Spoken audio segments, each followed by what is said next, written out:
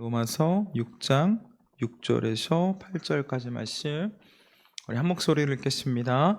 우리가 알거니와 우리의 옛사람이 예수와 함께 십자가에 못 박힌 것은 죄의 몸이 죽어 다시는 우리가 죄에게 종노릇하지 아니하려 함이니 이는 죽은 자가 죄에서 벗어나 의롭다 하심을 얻었음이라. 만일 우리가 그리스도와 함께 죽었으면 또한 그와 함께 살 줄을 믿노니. 아멘. 여러분, 사람은 누구나 죽습니다. 이곳에 있는 우리도 언젠가는 흙으로 돌아가게 될 것입니다. 죽음은 누구에게나 공평하죠. 한 번도 안 죽거나 2번 이상 죽는 사람은 없습니다. 갑자기 이렇게 소생했다가 죽은 줄 알았는데 소생했다가 다시 죽은 사람은 2번 죽었다라고 볼 수도 있겠지만 어쨌든 모두에게나 죽음은 찾아오는데, 근데 그 죽음의 의미는 모두 다 똑같은 것 같지는 않습니다. 죽음을 주는 그 의미, 어떠한 의미도 없는 죽음이 있을 수 있고요, 혹은 다른 사람에게 피해를 주는 그런 죽음이 있는 반면에 다른 사람에게 좋은 영향을 주거나 사회를 변화시키고 또 많은 사람에게 기억되어지는 죽음도 있습니다. 제주 최초의 교회가 성안교회로 알려져 있죠. 그 성안교회에 제주 독립운동의 상징이셨던 조병호 선생님, 우리 조병호 또 전도사님이기도 한데요, 그 조병호 전도사님이 그 교회에 계셨습니다. 이분은 나라의 독립을 꿈꾸면서 이 군자금을 모으기 위해 제주 전역에 우리 함께 나라를 위해 돈을 좀 모금해 주십시오, 제가 던져내겠습니다, 이런 문서를 보냈는데요, 1만 원, 당시에 1만 원을 모으는데, 모금을 하는데 성공했다고 합니다. 그리고 그 돈을 임시정부에 보내죠. 제가 좀 수학 문제를 좀 드리려고 해요. 당시에 쌀 한 가마니가 4원이었다고 합니다. 쌀 한 가마니가 4원. 쌀 한 가마니는 쌀 80kg을 한 가마라고 합니다. 쌀 80kg가 한 가마. 자, 제가 쿠팡으로 이 여주 쌀이 맛있잖아요. 여주 쌀을 검색해 보니까 10kg에 34,000원 정도 됩니다. 머릿속으로 계산해 보세요. 쌀 10kg가 지금 34,000원인데 80kg가 한 가마고요. 한 가마는 당시에 4원이었습니다. 그러면 이 조병호 전도사님이 모금한 1만 원은 오늘날로 하면 얼마 정도 되는 돈일까요? 약 6억 5천에서 7억 정도 되는 정말 어마어마한 돈입니다. 엄청나게 많은 돈을 모았는데요, 문제는 이 돈을 그 임시정부에 송금한 것이 발각되어서 그 관련자들이 다 일본 경찰에게 붙잡히게 됩니다. 이때 3명의 목사님들과 함께 이 조병호 전사님이 붙잡혔는데, 조병호 전사님은 이 3명의 목사님 나와 함께 하지 않았다, 이 일과 관련 없는 사람이다 라고 말하면서 자신이 모든 것을 이렇게 감당했고요. 그래서 이 3명의 목사님은 이제 집행유예로 풀려나게 되지만, 이분은 37살이라는 나이에 이제 옥에서 옥사를 하게 되죠. 굉장히 이른 나이에 죽임을 당한 건데, 그의 죽음이 이 제주 땅 안에서는 하나의 미랄이 되었습니다. 교회와 육지 사람들에 대한 그 제주 사람들의 인식이 바뀌는 사건이 된 거죠. 그전에는 그냥 교회 다니는 사람들, 또 육지에서 온 사람들 다 그냥 육지 것들이었다면, 이 교인들은, 성도들은 자신의 목숨을 바쳐서 나라를 위해 희생하는 사람들이구나, 나라를 사랑하는 사람들이구나 하는 그런 인식들이 생겨나기 시작했고요. 이 교회와 성도들이 제주 사회에서 신뢰를 얻는 계기가 되었다고 합니다. 우리나라 역사로 봐도, 또 제주 선교 역사로 봐도 그분의 죽음은 의미 있는 죽음이지 않을까 싶습니다. 말씀드린 것처럼 우리는 모두 다 죽지만 모두의 죽음이 똑같지는 않습니다. 다른 사람에게 긍정적인 영향을 주거나 혹은 사회, 또 다른 사람의 그 삶을 변화시키는 죽음도 있죠.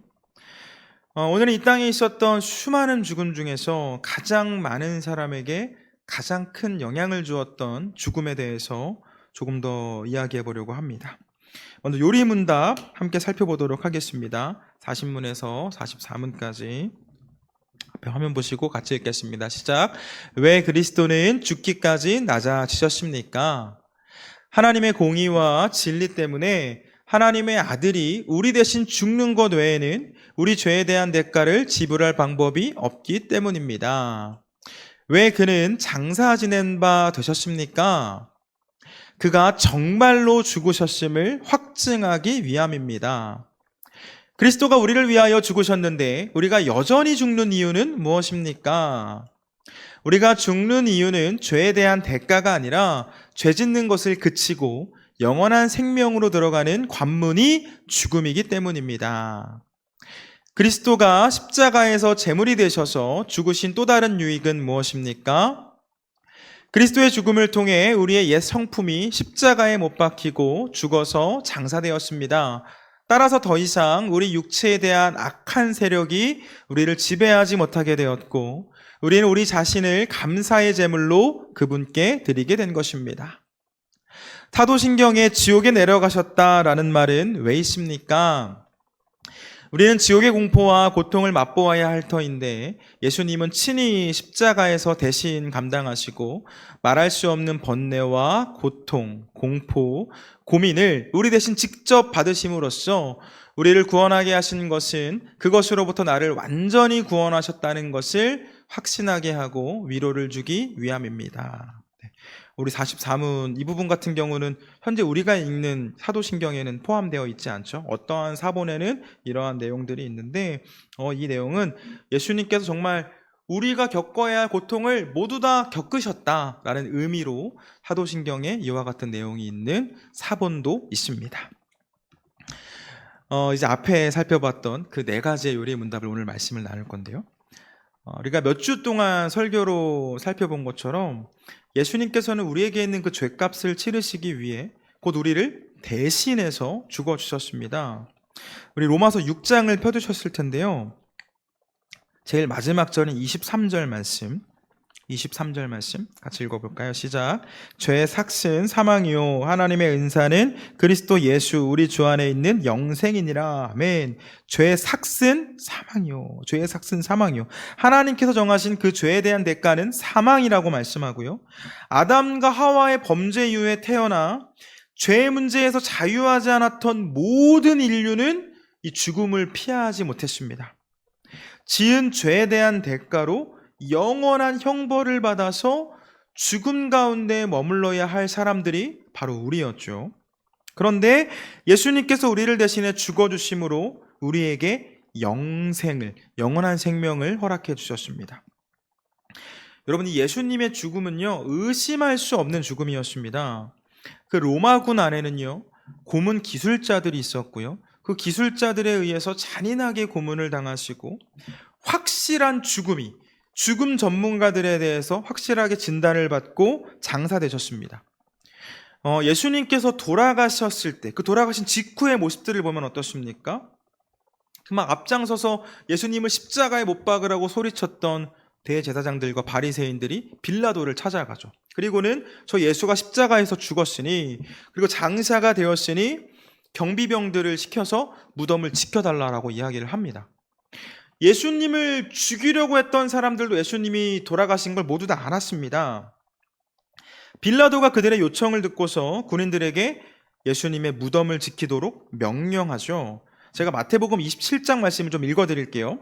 빌라도가 이르되 너희에게 경비병이 있으니 가서 힘대로 굳게 지키라 하거늘 그들이 경비병과 함께 가서 돌을 임봉하고 무덤을 굳게 지키니라.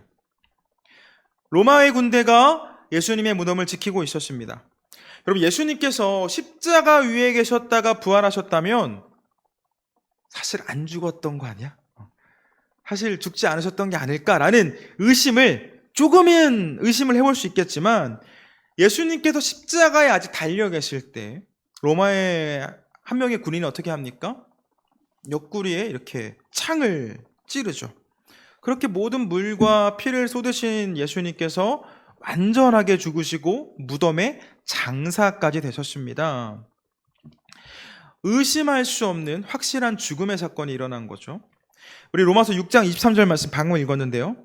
다시 한번 읽겠습니다. 시작. 죄의 삭신 사망이요 하나님의 은사는 그리스도 예수 우리 주 안에 있는 영생이니라. 죄 없으신 예수님께서 우리를 대신해 물과 피를 다 쏟으시고 죽어주셨습니다.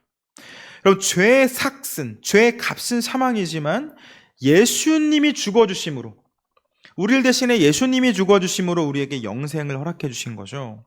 자, 근데 여러분, 우리 여기까지 내용은 한 100번 들은 내용이고, 우리 최근에 이 말씀 계속 살펴보지 않았습니까? 너무 많이 들었고, 오늘은 좀 그동안 나누지 않았던 말씀을 좀 이어서 살펴보려고 하는데요. 교회 학교 친구들이 자주 하는 질문이 있습니다. 제가 이제 친구들한테 예수님이 우리를 대신해서 죽어주셨어. 그래서 우리는 하나님 나라에서 영원히 살 거야. 이렇게 말을 하면 어떤 질문들이 올까요? 우리 정말 안 죽어요? 우리 교회 다니는 할머니, 할아버지 돌아가셨는데요. 예수님 믿어서 안 죽는다 그랬는데 우리 왜 죽어요? 막 이런 궁금증들이 있죠. 그리고는 이제 막 저를 거짓말쟁이로 몰아가기도 합니다. 여러분은 궁금하신 게 없으신가요? 성경에 지금 계속 우리에게 영생을 주신다고 하셨는데, 예수님이 우리를 대신해 죽어주셨다고 했는데 우리는 죽잖아요. 그죠? 왜 죽죠? 성경에서 죽지 않았다라고 소개된 사람은 딱 2명 나오죠. 에녹이랑 엘리야. 이 나머지 사람들, 이 둘 빼고 나머지는 다 죽었습니다. 부활하신 예수님을 만나고 성령으로 충만함을 받아서 정말 마지막까지 말씀대로 살고 예수님을 전했던 그 예수님의 제자들도 다 죽었죠. 왜 죽죠? 말씀은 예수님 안에서 우리 영원히 산다라고 했는데, 하나님의 은사는 그리스도 예수 우리 주 안에 있는 영생이니라 라고 분명히 말하고 있는데 왜 죽습니까? 우리 책갈피 잠깐 해두시고요. 히브리서 9장 말씀 한번 찾아볼까요? 히브리서 9장, 제가 갖고 있는 성경으로는 구약 362면에 있습니다. 히브리서 9장 27절 말씀. 앞으로 다시 돌아오셔야 돼요. 읽고. 히브리서 9장 27절 함께 읽겠습니다. 시작. 한 번 죽는 것은 사람에게 정해진 것이요 그 후에는 심판이 있으리니. 한 번 죽는 것은 사람에게 정해진 것이요. 성경은 한 번 죽은 것은 이 죄의 문제와 상관없이 이미 정해져 있다라고 증언을 합니다. 자, 한 번 죽는 것은 정해져 있기 때문에 죄와 예수님을 믿는 것과는 상관없이 누구나 죽게 되는 것이고, 그 후에 심판이 있다라고 말씀을 하죠. 곧 예수님을 통해 구원을 받는 사람과 받지 않는 사람들 모두가 한 번의 죽음을 경험하지만 차이가 있는데, 이 차이는 심판에서 있는 거죠. 이후에 나타나는 심판. 우리의 육신은 죽어서 다시 흙으로 돌아가지만 심판 이후에 신령한 몸을 입고 다시 살아나서 영원히 살게 되는데, 예수님의 은혜를 거부한 사람들, 예수님을 통해 받는 그 하나님의 은혜를 거부한 사람들은 이 죽음이 영원한 형벌로 가는 시작점이 되지만, 성도, 우리와 같은 그리스도인들에게는 이 죽음이 영원한 생명으로 가는 시작점이 되는 거죠. 우리 아까 읽었던 요리문답의 단어로 보면 한 관문인 겁니다. 영원으로 가는 관문. 우리는 죽음 이후에 영원한 삶이 시작되는데, 예수님께서는 우리를 대신해 죽어주심으로 그 영원한 형벌로부터 우리를 구원해 주셨고, 그렇게 예수님 안에 있는 모든 영혼은 부활하신 예수님과 같이, 예수님 부활의 첫 열매가 되셨는데 예수님 신령한 몸으로 부활하시지 않았습니까? 그 부활하신 예수님과 같이 우리도 신령한 몸으로 다시 살아나서 주님과 함께 영생을 누리게 되는 거죠. 이곳에 있는 우리 모두 영원한 하나님의 나라에서 영원한 생명을 살게 될 줄 믿습니다. 우리 지난주에 선교팀이 다녀갔는데요. 그 선교팀 오기 전까지 담당 목사님이랑 몇 시간을 통화했는지 모릅니다. 조금 오바해서 한 10시간 통화한 것 같아요. 한 2시간씩 5번 통화했으니까 제주에 대한 상황도 말씀드리고 교회에 대한 상황도 말씀드리고, 목사님 또 계획해 오시면 네, 그렇게 하지 마시라고 또 말씀도 드리고, 이렇게 했으면 좋겠다 막 의논하면서 정말 통화를 많이 했는데요. 여러분, 이 선교를 준비하는 사람은 내가 선교하러 가기 위한 그 지역이 어떤 지역인지, 어떤 아픔이 있는지, 어떠한 사랑이 필요한지를 파악하고 내가 할 수 있는 선교를 준비하죠. 유학을 준비하는 사람은 언어를 준비합니다. 그 나라에 가기 전에 미리 언어를 준비하고 갑니다. 저는 21살에 입대했는데요. 입대하기 전에 가서 이렇게 뒤처지면 또 막 기합을 받을까봐 열심히 달리기 이렇게 연습도 하고 몸을 조금 만들어서 입대했던 경험이 있고요. 또 뭐 재벌들 얘기 들으면 어릴 때부터 이 경영 수업을 또 받는다고 하지 않습니까? 이후에 내가 어떠한 삶을 살게 될 것을 지금부터 준비하고 그 삶을 살아가는 거죠. 그렇다면 영생을 약속받은 우리의 삶은 어때야 될까요? 영원한 생명을 살 사람처럼 살아야 하지 않겠습니까? 그냥 한 번에 죽음으로 끝이야. 죽으면 뭐 없어. 언제 죽든 한 번에 죽는데 죽으면 끝이야. 그래서 나는 내가 살고 싶은 대로 살 거야. 이 영원을 모르는 사람처럼 살아가는 게 아니라 우리에게 이 영원이 약속되어 있다면 그 영원을 아는 사람으로 살아야 하지 않겠습니까? 신앙생활을 하시는 동안 여러 번 경험해 보셨을 것 같은데요. 이 기도를 멈추는 순간 옛 습관, 옛 모습들이 다시 나타나기 시작합니다. 내 삶에 성령님의 그 역사가 멈추면서 예수님을 믿기 전에 그 나의 죄악된 모습들이 반복되죠. 다른 사람들과 구별되지 않은 모습들이 내 안에 있음을 한번 알게 됩니다.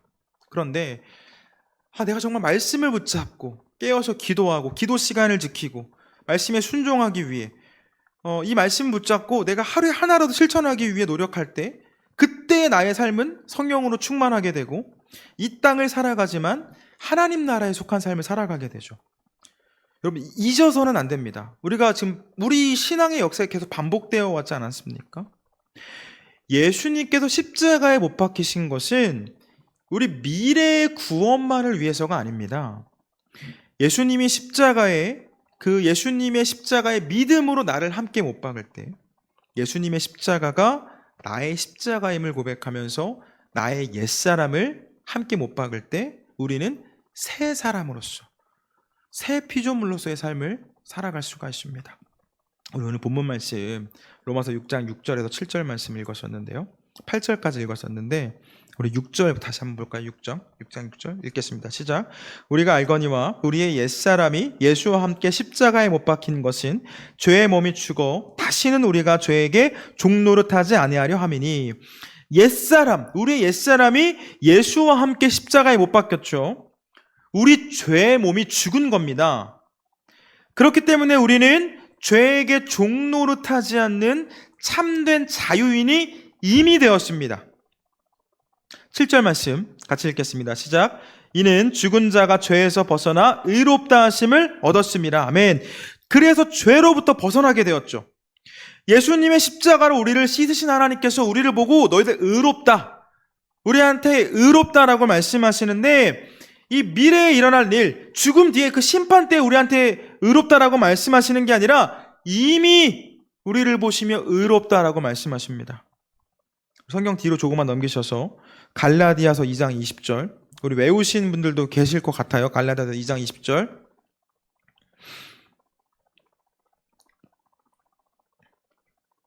갈라디아서 2장 20절. 제가 본 성경으로는 304면, 신약 304면. 함께 읽겠습니다. 시작. 내가 그리스도와 함께 십자가에 못 박혔나니 그런즉 이제는 내가 사는 것이 아니요 오직 내 안에 그리스도께서 사시는 것이라. 이제 내가 육체 가운데 사는 것은 나를 사랑하사 나를 위하여 자기 자신을 버리신 하나님의 아들을 믿는 믿음 안에서 사는 것이라. 아멘. 여러분, 우리는 믿음 안에서 그리스도와 함께 십자가에 못 박혔습니다. 우리 십자가에 못 박히지 않았죠. 믿음 안에서 십자가에 못 박혔습니다. 십자가에 오르신 것은 예수님이시지만 우리 믿음으로 함께 십자가에 못 박혔습니다. 우리의 옛사람은 이미 죽은 거죠. 십자가에 못 박혀서 죽은 거죠. 그렇기 때문에 우리는 내가 사는 게 아니라, 이제 내가 사는 것이 아니라 죽음을 이기고 부활하신 그 예수님으로 살아가야 하는 거고요. 이를 위해서 우리는 우리를 위해 자기 자신을 버리신 그 하나님의 아들을 믿는 믿음, 하나님의 아들 예수님을 믿는 믿음 안에 살아가야 합니다. 그와 같은 삶이 영원한 생명을 소유한 사람이 사는 삶인 거죠. 말씀 정리합니다. 여러분, 하나님의 나라는 어떤 나라인가요? 하나님의 나라, 죽어서 가는 나라인가요? 맞죠? 이 땅에서의 한 번 죽음 이후에 예수님과 함께 영원토록 살 나라입니다.